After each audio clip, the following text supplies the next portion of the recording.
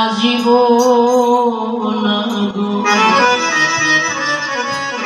গোবিন্দ আমার বৃন্দাবন শূন্য করে চলে গেল। আর এমন সময় ওই বৃন্দাবনের সুখ এবং শাড়ি নামে পাখি ছিল, তাদের মধ্যে বড় কলহ বেঁধে গেল, তাদের মধ্যে ঝগড়া লেগে গেল। শাড়ি প্রতি সুখদা